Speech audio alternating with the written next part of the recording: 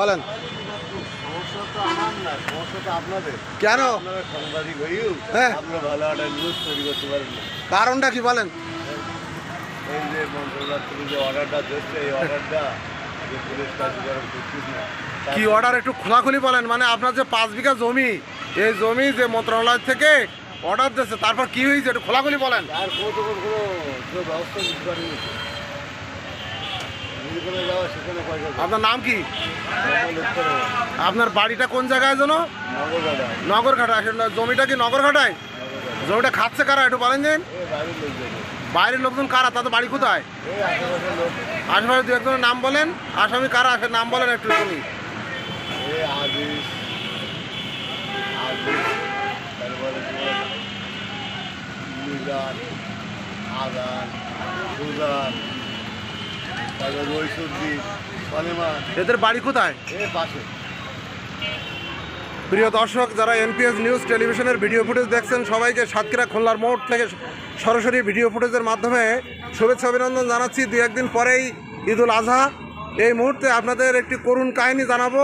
দীর্ঘ কয়েক বছর ধরে বিভিন্ন আইন প্রণয়নকারী সংস্থার কাছে অভিযোগ দিয়ে নিজের পৈতৃক সম্পত্তি উদ্ধার করতে পারেননি পান ব্যবসায়ী লুৎফার। সেই লুৎফারের ছবি আপনাদেরকে আমি ছবিসহ দেখাচ্ছি। দেখেন, এই সেই লুৎফার। তিনি বিভিন্নভাবে সাংবাদিকদের দোষ দিয়ে থাকেন। তিনি বলেন সাংবাদিকদের কলমের কোনো ধার নেই। আমি আসলে লুৎফারের কষ্টের কথাটা বুঝি, তাই আজকে চেষ্টা করছি যে অন্তত দেশ ও দেশের বাইরে থেকে যারা ভিডিও ফুটেজ দেখছেন, লুৎফার কিন্তু এই ডাব বিক্রি করে আর এই পান বিক্রি করে। দেখেন, প্রশাসনের ঊর্ধ্বতন কর্তৃপক্ষের কাছে লুৎফার কয়েক সবার অভিযোগ নিয়ে হাজির হয়েছেন, কিন্তু তার জমি উদ্ধার হয়নি। যখন যে সাংবাদিকের কাছে তিনি কাগজপত্র দেখিয়েছেন, তারা ইনভেস্টিগেশন চালিয়েছেন, কিন্তু কী যেন হয়ে যায়, সর্বশেষ লুৎফারের জমি উদ্ধার হয় না। সেই খেটে খাওয়া মানুষ সকাল ভোর 5টার আগে উঠে চলে আসেন এই খুলনা রোড মোড়ে ট্রাফিক বক্সের সামনে। এই ট্রাফিক বক্স আপনাদেরকে দেখাচ্ছি।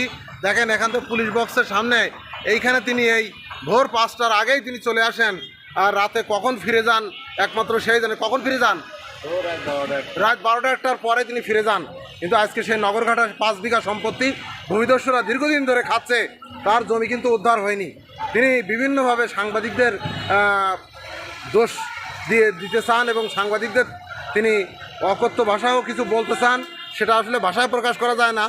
এবং তিনি প্রশাসনের ঊর্ধ্বতন কর্তৃপক্ষের বিষয়টাও নিয়ে অনেক কষ্টভোগ করেন, যে আসলে আইন আছে ঠিকই, কিন্তু কোনো বাস্তবায়ন হয় না। সেই লুৎফার কিন্তু সেইভাবে ডাব বিক্রি করে যাচ্ছেন এবং দীর্ঘ 15 থেকে 20 বছর ধরে তিনি এই